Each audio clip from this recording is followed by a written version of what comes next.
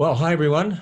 Well, here we are again, Dr. Nathaniel Jeanson, PhD in biology from Harvard University, and I'm Ken Ham, CEO of Answers in Genesis Creation Museum and the Ark Encounter. And we're here in episode number 23. This is our 12th week. Just to let you know, for the episode tomorrow, we will be taking live questions. Now, many people have already sent in written questions. I think we've got about 5 million of them. No, not quite that many, but we'll be taking your live questions. So we're going to use a special program. You can do it over Zoom, but we've got a special program we'll be doing it through on Sunday evening at the normal time, 7 o'clock. But in the meantime, you can still send in your questions by putting them in the comments here or sending them into customer service. We will collate all those questions. Now, this particular episode, 23, that sort of finishes it all and sums it all up, ready for the question time, the hidden history of the world. The whole series is being called The New History of the Human Race. We're much more closely related than you think, and so-called racial characteristics can actually come about very quickly. And, you know, when you think about it, Nathaniel, before I just tell them what we're covering in the topic today, when you think about it, with all that's going on in the culture about, you know, discrimination and racism and prejudice and all these charges against people and so on, many people don't realize, you even made the statement in one of your presentations that white supremacists could have a very dark-skinned person in their ancestry not that long ago, and they don't realize it. Exactly. This has tremendous implications for the present so-called racial debate in how people identify, who's who they came from, how they view other people, what's foreign, what's different, what's related, what's not, those sorts of things. Tremendous implications in all we've discussed. So today, what happened to the ancient Romans, the ancient Greeks, the Persians, the Egyptians? You're sort of going to sum up a lot of that up. Who did the Turkish people come from? Are Turks limited or linked to the ancient Middle East? What about the Mongols, Vikings? So what we're going to do is we're going to synthesize the latest DNA findings, and this is particularly being done through the Y-chromosome research, which is inherited through the male. And with those DNA findings, we synchronized with archaeology, or synthesized, I should say, with archaeology and written history to uncover the tumultuous and explosive history of mankind. You know, you're a radical. You realize that? This is a radical new history. It's a radical new history. Nobody else is doing this. You're putting it all into book form, and it's going to be published in 2021, or better be, or there might be some tumultuous activity. But anyway, so Dr. Jeanson, why don't you take it away from here? And I want to say to our viewers, this is going to be much more than simply reviewing what we've already heard. I thought we'd conclude an episode with that, but in putting together all the pieces of the puzzle that we've been discussing and then lining them up, new things began to emerge that I hadn't seen before that are really provocative and got me thinking. And I think it'll get you thinking once we look at it together and say, wait, what?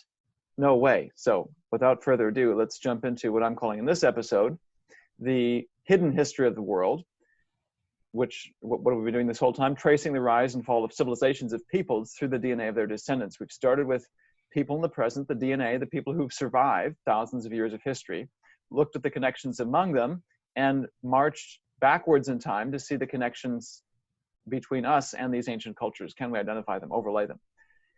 At this stage, I think it's worth very briefly hitting the lessons we saw in the first 6 episodes, because they get played out over and over again in living color, as well as these new lessons that we're going to be discovering, new ideas we're going to encounter along the way.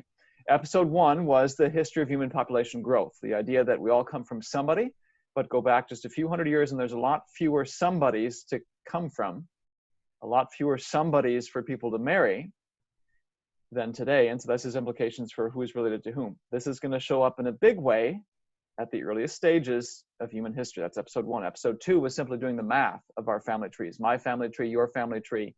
How many ancestors do we have? Even if you don't know their names, you quickly reach the conclusion we must be much more related than we think. Again, this is going to show up in a big way, especially at the earliest stages of history. It implies that, as we've already mentioned, so-called racial or ethnic change can happen basically in a heartbeat. 4 or 5 generations, you can go from dark skinned to light skinned, from Asian to European, and any other direction you want to.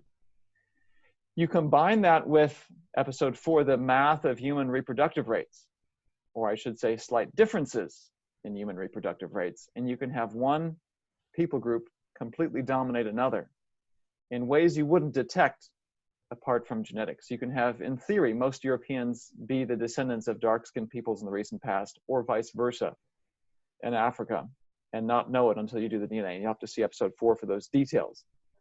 And then, of course, the foundation for all of this has been episodes 5 and 6, looking at genetic clocks that exist in you and me. The fact, due to the fall, that inheritance is imperfect. So every time a new generation is born, and specifically we've seen in the Y chromosome, the male inherited DNA, that's the primary tool we have. That's where mistakes happen, apparently every generation. And so we can see how people separate when they come together, and the number of Y chromosome differences between any two people, between me and Ken, between me and you, between me and my father-in-law, that represents and gives us a sense for how long ago we shared a common ancestor. More Y chromosome differences means a distant ancestor. Fewer Y chromosome differences means a recent ancestor. And we've seen in this Y chromosome family tree of the globe, there's a lot more connections than we thought and ever would have anticipated from episode 7 onward. So let's now put these pieces together to see what emerges. And the natural place to start, of course, is the beginning. We've been unable to go to the pre-flood world, and this is an artifact of the quirky way in which we do genetics these days. There really isn't anything that's in DNA that's unambiguous a label of a mistake. There's some there's some indirect ways you can go about saying, okay, this looks like a DNA mistake, this doesn't, but they don't come with these signatures that say, this is a mistake, this was original. What you do is all comparative. You compare my DNA to Ken's, mine to an African, to a Chinese person, to an Australian Aborigine. You say, okay, where are the differences? And the vast majority of our DNA is identical. So it's fairly easy to look at the differences, but it's simply scoring match, mismatch, match, mismatch. That's how we go about saying, here's the differences, and we call them mistakes or mutations, here's where they're not. All that to say, since we do not have pre-flood DNA available to us, we can't go back with the Y chromosome to Adam and Eve. However, we can use other types of DNA to go back to them. And we can use the framework of Scripture through which to interpret it. And the framework of Scripture, especially for any skeptics who may be watching, gives us a means by which to create testable predictions. So God says, Genesis 1, he creates man in his own image, male and female.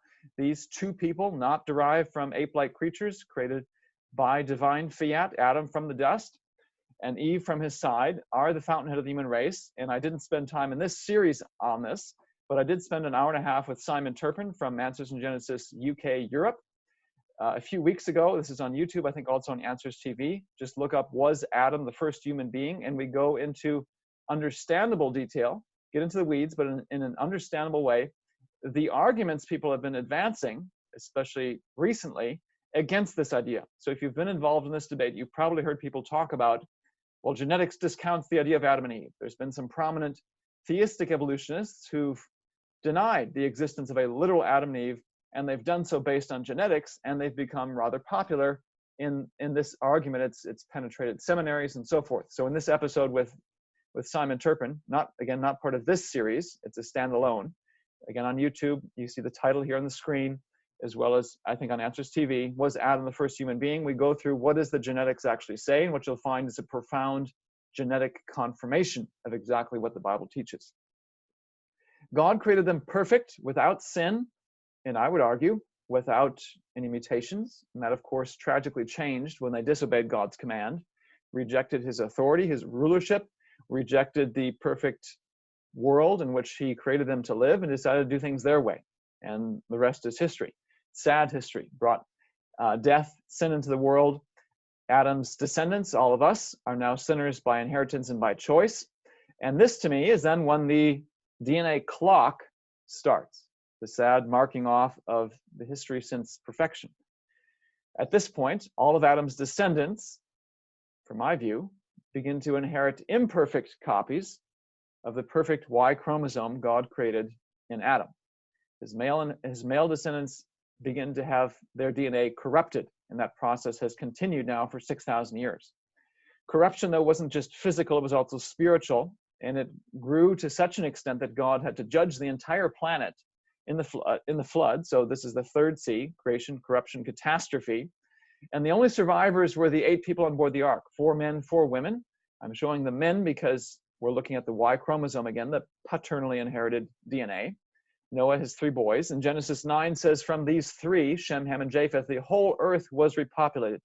This verse discounts any ideas that Noah and his wife had additional children who may have contributed to the human race today. This says, no, it's from these 3. So the Y chromosomes go back to Shem, Ham, and Japheth, and then ultimately back to Noah. That's as far back as we can go with our modern tools. And then what happened? We know shortly thereafter, Genesis 10 and 11, mankind, despite being a few generations removed from a global judgment, a global catastrophe, didn't learn his lesson and rebelled again. God had to judge them once again at the Tower of Babel and force them to spread out. Man's nature, of course, unchanged. And all pointing towards our need for a savior, for regeneration. So let's now begin to examine how this small initial population spread out, marched around the globe, and gave rise to the world as we see it today. I'm picking, just for sake of a nice round number, 2550 BC as the date for the flood. This is roughly a Masoretic text-based, long sojourn in Egypt-based date. And I realize there's debate over this. You have to pick some date just to have a discussion, so I'm picking this date. We don't have a strong position as a ministry on Masoretic versus Septuagint, these sorts of things. I'm putting this up here so we have just some place to start. I'm going to put Babel 150 years after this. So at this point, this is flood. We've got 8 people in total on the planet, somewhere in the Middle East. Shortly thereafter, based on Genesis 9 and 10, confusion hits. The whole earth was one language, one speech, and they used that to their sinful advantage. And God judged them. I'm going to, again, just for sake of a nice round number, pick 2400 BC as the date for Babel and estimate around 1,000 people alive on the planet in total. There's 70 names or so in Genesis 10. It seems to describe these 70 men as the heads of families, the units that were dispersed. So 70 plus women and children of various ages. And I think this leads to a number around 1,000 people, just a guess. So of course, God confuses their languages, forces them to spread out. Then what? So we've just seen that God judges the entire planet because mankind is depraved. They restart. Mankind is depraved. And in short order, he has to judge them again because mankind is depraved. Now, do we think, should any Christian think, that suddenly mankind is not depraved and they lived in peace and harmony for the next 4,000 years? Of course not. I'm going to guess that shortly after Babel, the fighting resumed. So the question is, at what point did the fighting resume? You have Nimrod, who's a mighty hunter before the Lord in Genesis 10. Is he just hunting animals, people? Who else is going about trying to slaughter their fellow beings? And think about it. God says in Genesis 11, look at what they've done, being able to speak to themselves. What's going to stop them from doing so much more? It implies that part of the judgment is to inhibit their abilities. So as they spread out, do they all have the same amount of agricultural knowledge, technological knowledge, and other types of knowledge? In other words, are they going to be somewhat dependent upon other people? How do you grow corn again? How are we going to build a house? These sorts of things. And if they can't speak to the family they just got separated from, what are they going to do? Conquer them? These are the sorts of questions that are extremely relevant. Now, we mentioned in a previous episode that we can use a good first approximation model, population growth model, to take us from Babel to the time of Joseph's famine. Watch what happens at each generation, how many people are alive on the planet, and keep this in mind as we think about how far or how near people may have spread out after Babel. So let's fast forward 50 years.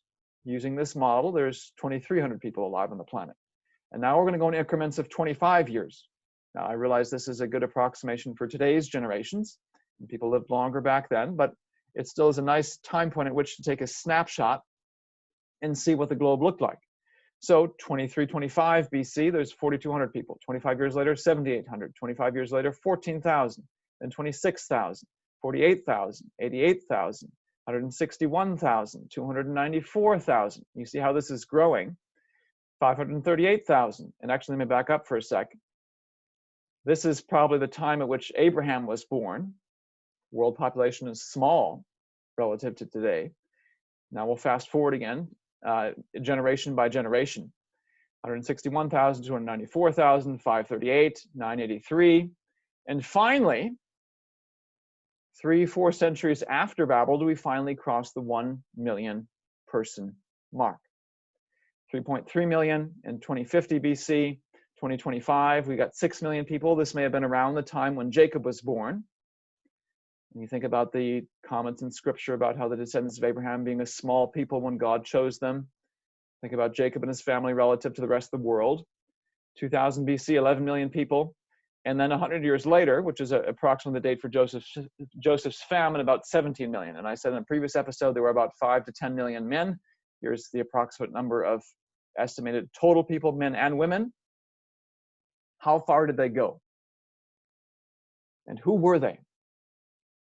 Were they just like this? And to help us think about this, I want you to consider a city in close proximity to this region of the world. Today, Istanbul is a city in Turkey right about there.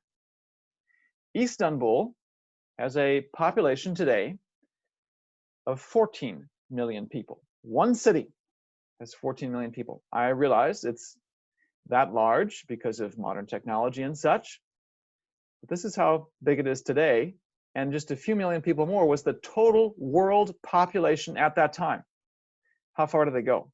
And again, just 3 centuries prior, there were less than 1 million people. 17 million is a decent sized number, but it wasn't that big just a few generations prior. It had to reach that point over multiple generations. And let's camp out at this date briefly, round it up to about 1 million people. My guess is the ancient cities were probably not 14 million people in size or 1 million people in size. Let's use, just for sake of argument, 25,000 people as a modest-sized city in the ancient world. 25,000 people as an approximate city size. If there's 1 million people total on the planet, that means it would have amounted to only 40 total cities of 25,000 people. Do you think there were 40 total cities spread across the entire globe? Or might they have been clustered close to the Middle East?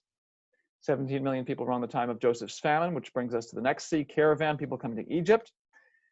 Based on the conversion of mainstream dates for the origins of agriculture to calendar dates, there may have been spreading beyond the Middle East. These dates right here, 2050, close to 1900, maybe out here in Papua New Guinea, perhaps not even in sub-Saharan Africa yet, perhaps not in the New World. Something else I want us to consider in terms of once people got out, what happened next, I want us to consider Stonehenge.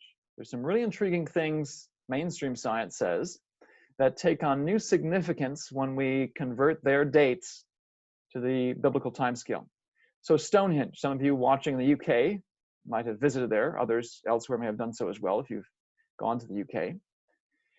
This is just from Encyclopedia Britannica. They say it was built in several stages. First one in 3000 BC. Of course, mainstream scientists don't like to talk about Christ, so they don't even talk about before Christ and that sort of thing. They talk about before Common Era.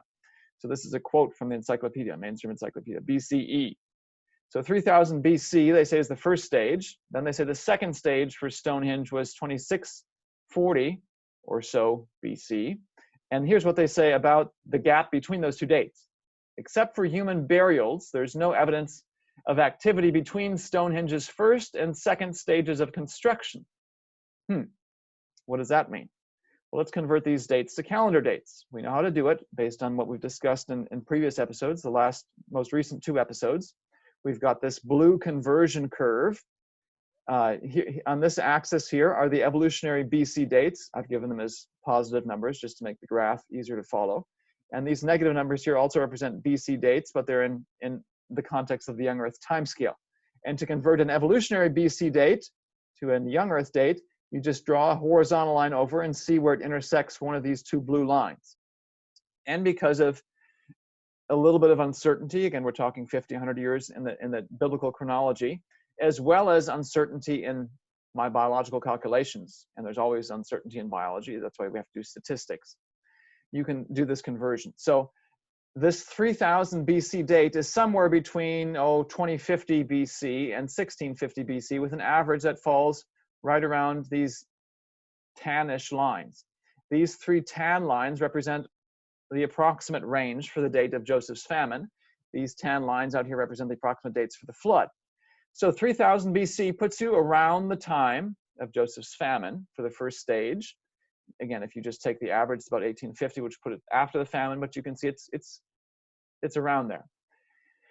The 2600 pushes the average out this way. It shifts further to the right and perhaps puts it after the famine. So on average, then it's about 1800 BC. Here's the intriguing possibility I want us to consider. Could the first stage of the construction have been done pre-famine?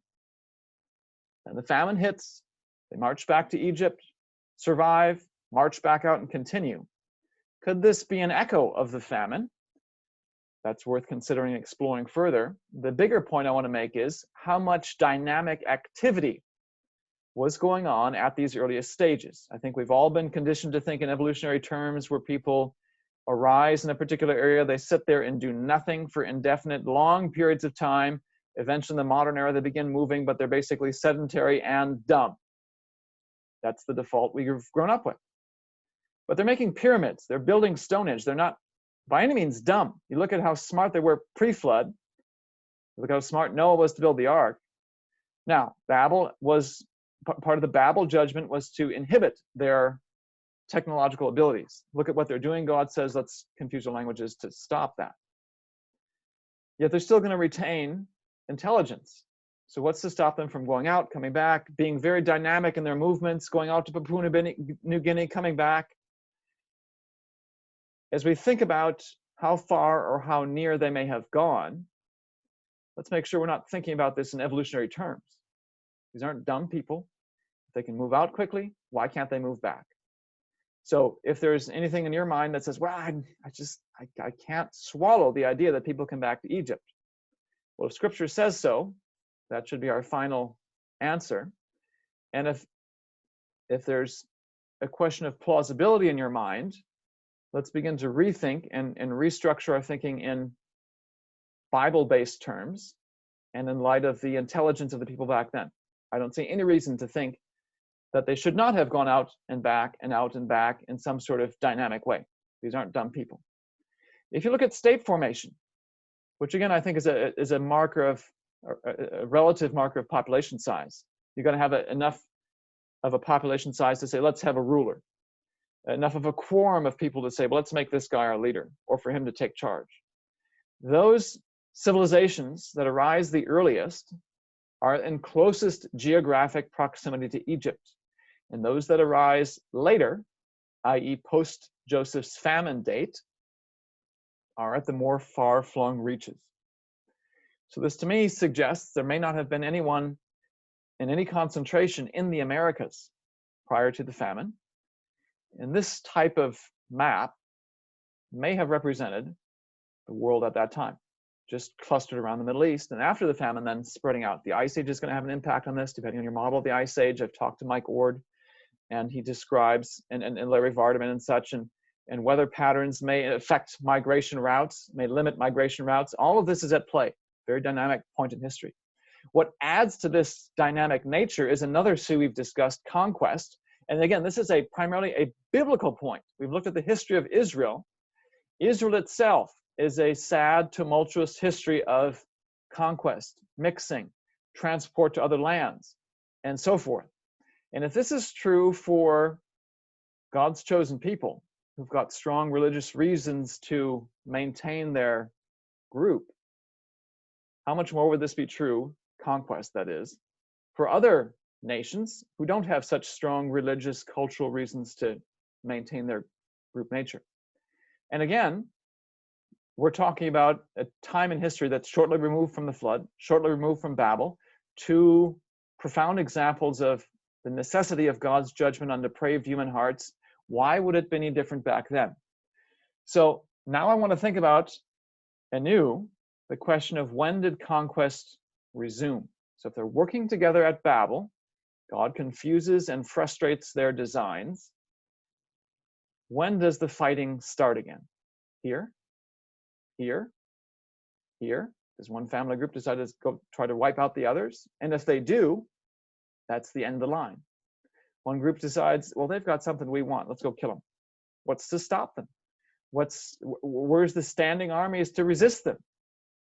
What's going to happen to some of the lineages in Genesis chapter 10? Is there any guarantee that they would survive? Now, we've got some eschatological passages. Some of you have brought up to me in submitting questions. Those are all worth thinking about. We don't have a strong position on eschatology as a ministry, so I'm not going to get into them. But I want us to think about some of these nations who don't have any mention in eschatology. Would they survive to the present day? If men's hearts are depraved, they've just been judged twice in short order, what's to stop them from slaughtering and killing each other at these earliest stages? And if you slaughter and kill your neighbors at these earliest stages, you have a much higher probability of wiping out the lineage in its entirety than you do today when there's 4 billion people alive on the planet. You think about what it would take to wipe out a whole lineage of Indian people or Chinese people, or you name it, because there are just so many of them. Causing a extinction of a lineage is much harder now than it was back then, when it took many generations for us to even, for the world to even cross the 1 million mark threshold. That's something I think worth considering going forward, the impact of conquest at the earliest stages. At some point, though, people spread out, whoever they were. Now let's begin to bring in the genetics we've been discussing. We've talked about these various groups who have letter designations. Again, letter designations are just the arbitrary, if not ugly, way the scientists have developed to tell us where you are in the tree, to show you, okay, you're at an early stage versus a later branching stage. The major letters tell you early stage, then you get a number. If it's a later branching, then another letter, number, letter, so forth, as you march downward to the modern era through the tree. In 1800 BC, the major European lineage, I should say the major, what I've called the indigenous European lineage, group I, and the major Turkish lineage, group J, are one. They have not separated. If you look at the family tree, what would become what I'm calling indigenous Europe, and what would become the Turkish people that would be up here in Central Asia, then come marching back through the Middle East in the late era, in the AD time period. On the Y chromosome family tree, they are joined. So who were they? Some of the other major lineages that would play such big roles later in history. Q, which would come to dominate the Americas. R1b, which would eventually become the dominant lineage in Western Europe. R1a, which I'm saying has strong evidence for being a Mongol lineage. All of those are a single lineage at this point in history. They all eventually appear to become Central Asian. But what were they originally? In East Asia, O, which would become 90% of China, and N, which appears to be the lineage of the barbarians who would continuously harass them from the north throughout Chinese history, are also a single lineage, not separated. In India, you do find an isolated lineage, as if this is the indigenous Indian people. We haven't talked about India hardly at all. They are one of the cradles of civilization. They have the Indus River Valley civilization. They have 2 major linguistic groups. They have Indo-European, which, as the name implies, ties their languages like Sanskrit to Europe. But they also have Dravidian languages, which are mainly South Indian languages. So could this be the echo of the Indus River Valley civilization? Could it be the original Dravidian peoples? It's mainly Indian, and it's very ancient. In the Pacific, and this is something we talked about in episode 16, there eventually will be 3 major lineages, S, K, and M, Papua New Guinea, Australia, so forth. They're all one at this point in history. In Africa, there is a division in lineages, but some of the major ones are still joined. A and B are separate from D and E, but A and B have not yet separated. D and E are one lineage. Of course, D is not going to remain in Africa, except at perhaps a very low frequency. It's going to become the peoples of the great Andamanese Islands, the very dark-skinned people out here, and Japanese, a third of Japan. Right now, it's joined to E, and E, of course, is going to become, part of E, is a branch of E, is going to become the major lineage in sub-Saharan Africa. C has also differentiated at this point. I don't know where to put it, though. I know where it's going to end up. India, Siberia, Japan, Papua New Guinea, Australia. Where it starts, though, is anyone's guess. Let's also bring in now the locations of the cradles of civilization that are in existence at this point in time. I haven't put China. There's some debate over whether the Xia dynasty is real. Shang would be next, and then Zhao later. That's just perhaps a century or two removed, not yet entering the picture, and of course, nothing yet civilization-wise, state-wise in the Americas. Here's the major cradles. Something in the Aegean Peninsula, perhaps the pre-Minoans, pre-Mycenaeans. You have Middle East, like Sumer. You also have ancient Egypt. Could the IJ lineage represent one of these cradles? Could it be the ancient Sumerians or the Aegeans? Could the Turks have been derived from the ancient Middle East? Could H, again, be the echo of these first peoples?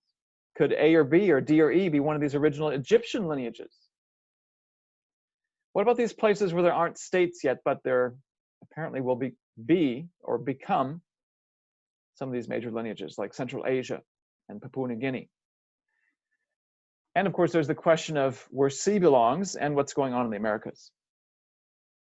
Here's something that I think is eye-opening when you add it to this larger context. At this point in history, there's only 21 million people in total on the planet. Let's distribute them to these locales, just in a very rough first pass, back of the envelope type calculation.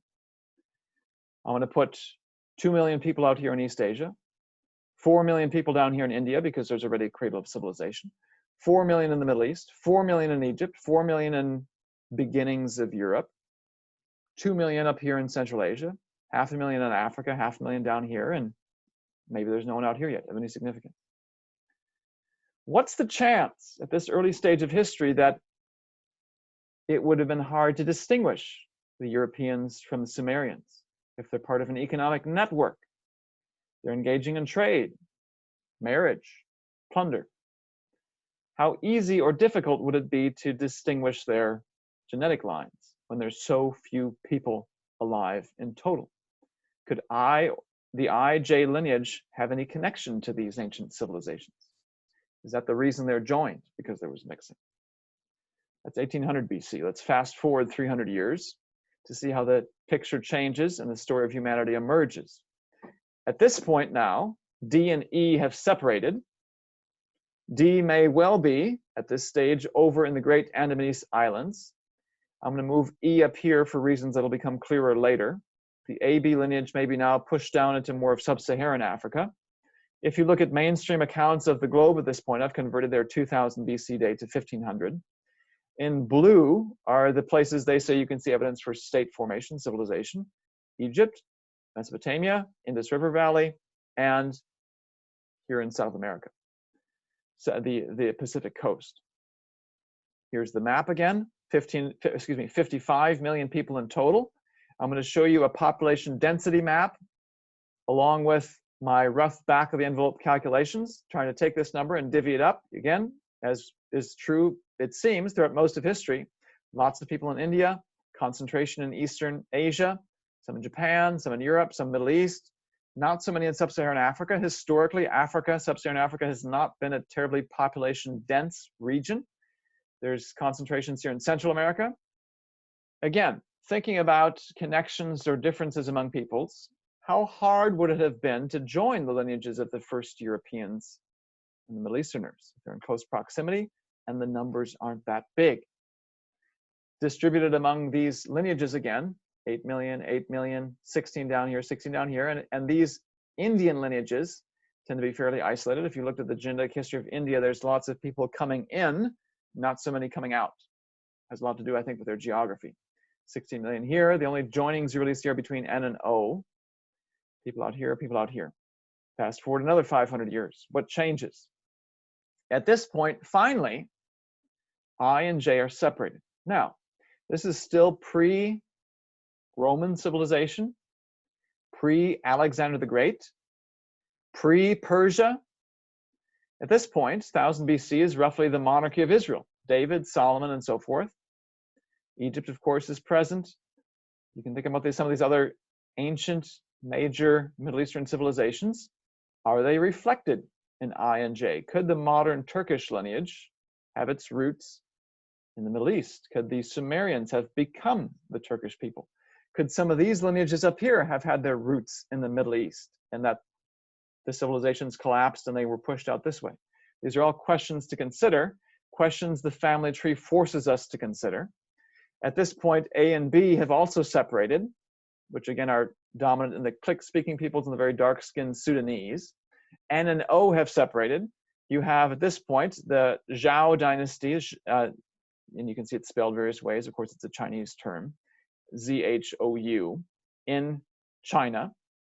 You see the separation of these lineages that form the major lineages in Australia, Papua New Guinea, and stay there, it appears, for thousands of years.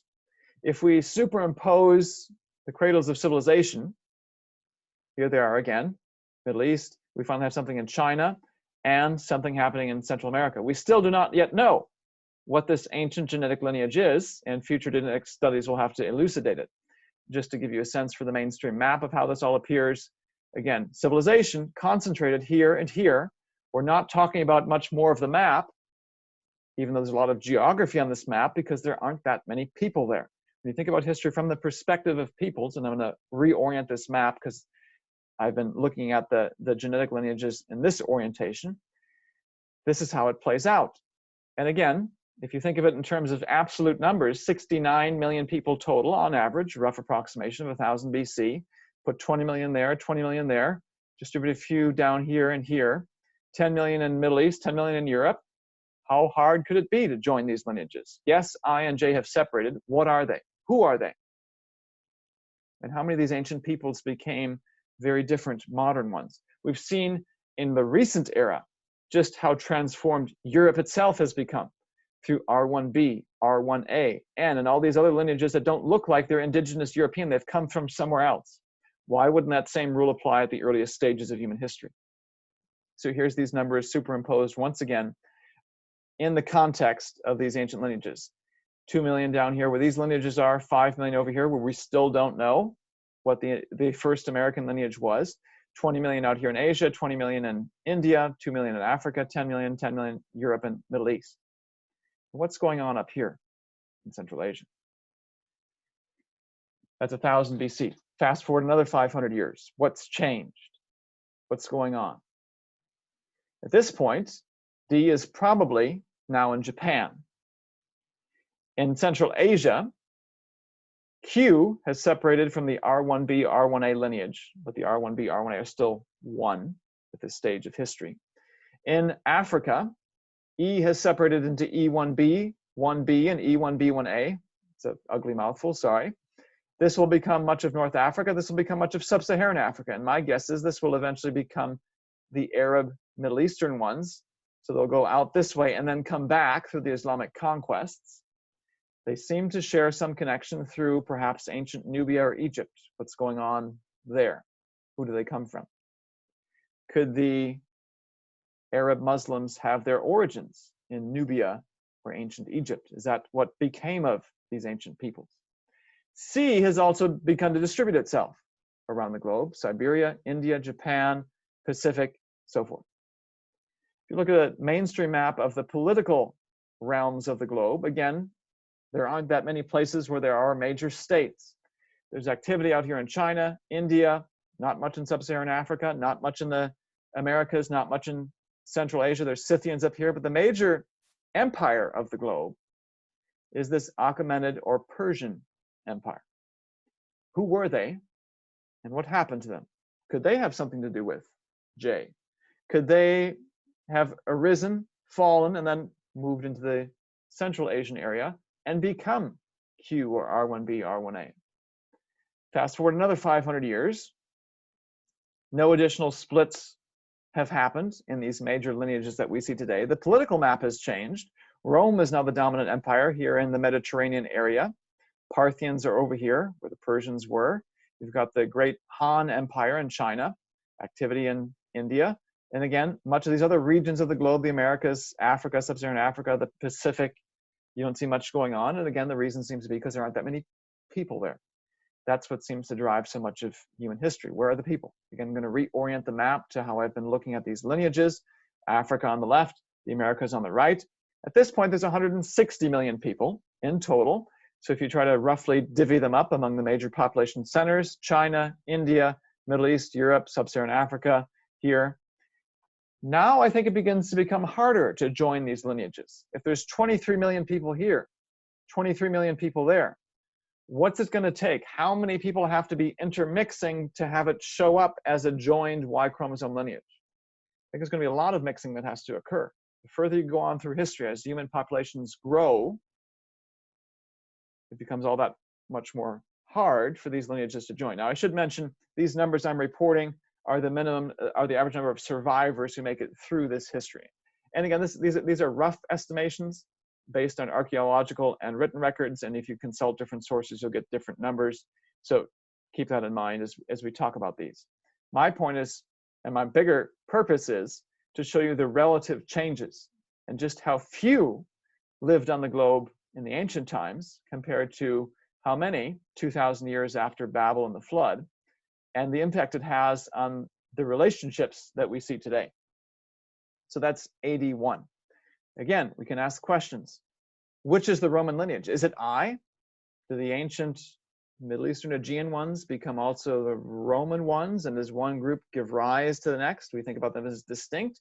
I grew up hearing these political realms as sort of popping into existence, then disappearing.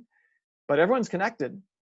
Either you're completely wiped out or you begin to merge with other peoples. That's what seems to be the rule. So where's the echo of it? Now, 500 years later, what's going on? Who's present? What changes? R1b and R1a have separated. I'm going to move Q over this way because they're about to move into the Americas and wipe out whoever was here. Now notice we've gone through thousands of years of history and we still don't have a good answer on what's going on over here. Huge mystery still waiting to be discovered. I'm moving E1, B1b over into the Arabian Peninsula because in a century or two, the Islamic conquest will begin, marching through the Middle East, North Africa, over towards Iran and such as well for a time. The political realm of the world, you've got the Roman Empire, the Western Roman Empire has fallen to the Germanic tribes. The Eastern or Byzantine Empire is still present in purple. You've got the Sassanid Empire, Persian Empire over here. Gupta here in India. You've got different empires here in China. You're about to have the great Volkswanderung, the great movement, migration of peoples, where the, actually this is already in the middle of that, where the Huns and others have come in here and wiped out what's going on. You've got the age of division in China that's going on, a very tumultuous time in history. Fast forward another 1,000 years, and there's major changes, if not mostly in the Americas. I'm going to draw these boxes here smaller because of all the activity that's about to occur, so we can see it easier. By this time, R1b has moved into Europe. Originally, it appears out here. Now, I say originally meaning in 1000 BC or 900 BC, excuse me, in 900 AD. R1b seems to have been here and then moved in. Where they were before that, who knows? Could they have been ancient Persians? Who knows? That seems to be something that still needs to be elucidated. Other changes include the movement of Q and domination, and apparently wiping out of whoever was here before in the Americas. Q becomes the dominant lineage there. J begins its march through from Central Asia back down through the Middle East. These are the Turkish peoples, displacing apparently the Arab Muslims, which were E1B1B. If you look at 900 BC, out here you have a Muslim, an Arab Muslim dynasty or empire. That's going to change quickly by 1000 BC when the Seljuk Turks start marching from up here down through here and over this way.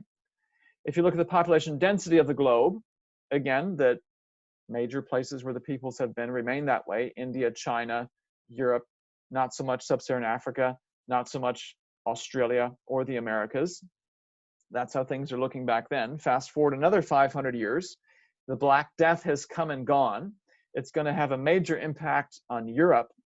You're going to see J displaced. Mongols have come, moved them back this way, and then J is going to be coming back out. So R1A comes into Eastern Europe, does their world domination. World meaning this region of the globe right here. So that's why I'm putting R1A there. Lots of activity. I'm proposing may have shrunk due to the Black Death, and this is why so many of these apparently Central Asian origin lineages come to dominate Eastern and Western Europe. 1200 is the Mongols, and the aftermath lasts several centuries, depending on where you are. Several centuries in Europe, not so much in the Middle East. There's, of course, Tamerlane's empire who comes marching down through here after the Mongols. He seems to be Mongol origin as well. 1556, though, you can see the Ottomans have become their reconquest down through the Middle East. Russians are beginning to march eastward. This point in history is significant because this is when this huge spike in population growth begins to start marching upward. This has the effect of preserving many lineages. You don't see the destruction of many lineages. America's, of course, being one of the major exceptions, because once the Europeans arrive, there's this huge population collapse. By 2000, the map changes again. What you see is, again, the movement of J down here into the Middle East. R1A comes to dominate India through the Mughals. It has a Mongol origin. J even has some echoes in Europe, as does E1B1B. Europe becomes even more of a mix. Europe extends its fingers into the Americas, so that what was originally a Central Asian lineage, R1B, as was Q, Q went this way, R1B went this way, and then came across the Atlantic from Europe here. I is present, even some J is present through the Europeans, from the Turks, lots of mixing. The world that we see today, in terms of its peoples, are this way. The world that we see genetically, a great hodgepodge. That seems to have been the rule all throughout history, all the way up to, down to the present day. And as we mentioned last time, this is just the beginning. The history I've just shown you is derived from the complete DNA sequences of less than 5,000 men, and less than complete DNA sequences from more than that. And with nearly 4 billion men alive on the planet, there's so many more answers to be uncovered. This is the new history of the human race, but it's the beginning of this new history. We now have the tools in hand by which to fully explore this story, this narrative, in much more depth than we ever had. And we can begin to fill in these gaps in history that I've long wondered about. The questions of why civilizations rise and fall, it seems, out of nowhere and then without a trace. We know that's not true unless they've been totally wiped out. Genetics and the DNA of peoples around the globe today within their cells still holds the answer. It's just a matter of getting it and finding them out. Well, Dr. Jeanson, that is absolutely fascinating. I've never seen anything like that before in my life, and you've done an incredible amount of research. Now, in episode 24, which is the final program for this, we're going to have a question and answer time. You're going to give the answers. I'm going to give the questions, right? I'm not going to give the answers. I wouldn't dare try. You've put so much research into that, and I've gotten a bit of an understanding from what you said. So much to study there. So what we want people to do, and we'll do this live actually for the final episode. So that'll be tomorrow night, and it'll be at 7 o'clock, same time as this one, but it'll be live so that you can actually ask your questions live. Now, we've already had a lot of questions being sent in as well, and you're going to go through those and categorize them. And of course, some are sort of duplicates, and put them together and prioritize them. So you can, in your comments as you're watching this, actually put your questions or send them to customer service. Dr. Jeanson correlates them all, and then we'll take live questions as well for the final session. That's what it will be, question and answers about this whole series. Now, you can see the entire series as one season, really high quality, on answers.tv. That's our streaming service. We now have over 2,000 items on there. It is absolutely astounding. By July 4th, 2020, we will have the apps for Roku, for Google, for Apple TV, and so on. Right now it's computer-based, but by July 4, 2020, we will have all the apps. So I encourage people to subscribe to answers.tv. You get a 7-day free trial. Works out being only just over $3 a month US. And you can get it anywhere in the world. Now, we are also putting this series up on our YouTube channel. It's not as high quality as answers.tv, but you can go to the YouTube channel and there it is free.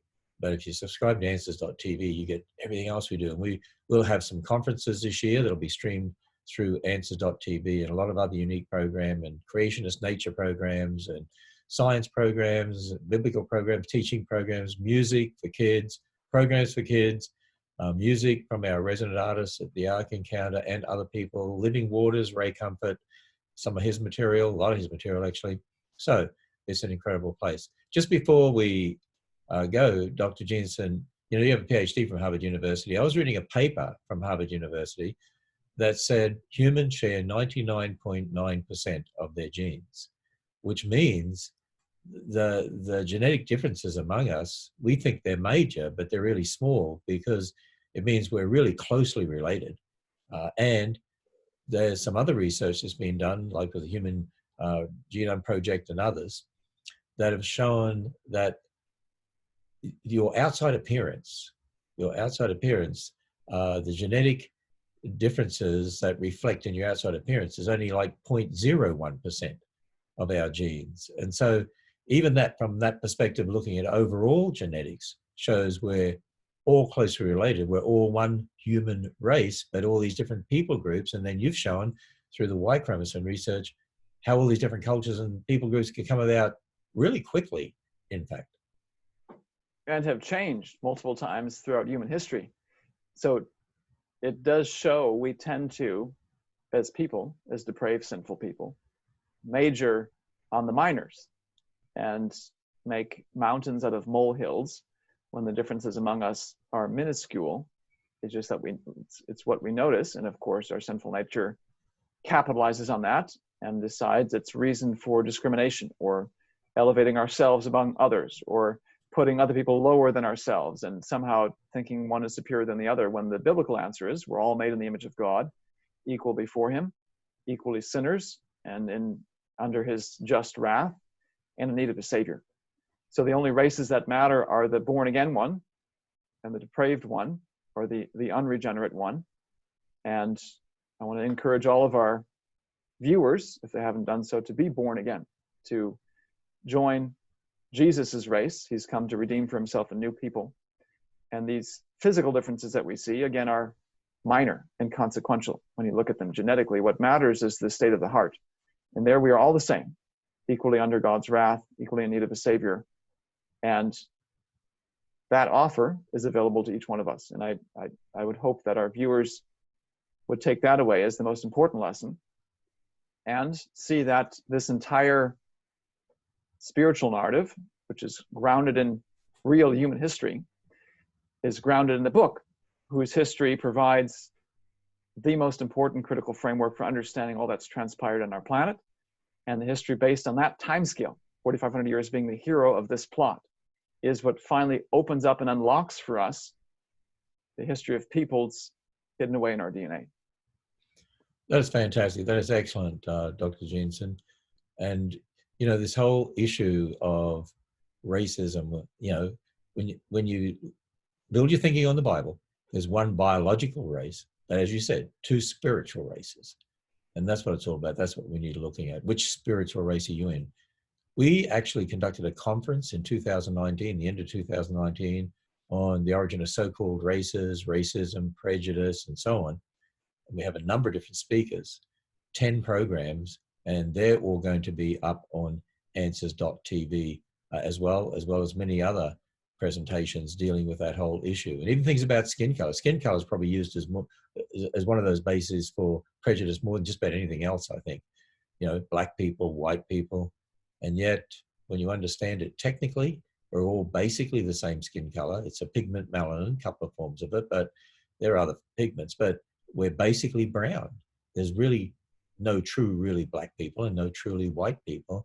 We're just looking on the outside. You know, got to be reminded, God looks on the inside. Like when he sent Samuel to anoint the king, and he thought it was going to be one of David's brothers, and God said, Oh, no, no, I have rejected him. For God doesn't see as a man sees. God looks on the inside, not the outside. Someone can look strong and handsome and look like they're going to be a big leader, but on the inside, it's your heart, it's your spiritual condition. It's what spiritual race you're in. That's what it all comes down to. That's what it's all about. Okay, well, we look forward to the final session, our question and answer time. And so get your questions in and be ready for the live program when you'll be able to send your questions in. Obviously, we won't be able to answer every question. We'll probably get zillions of them, but Dr. Jeanson will do his best. And as a scientist, he'll probably take, an hour on each question to answer them and justify every point.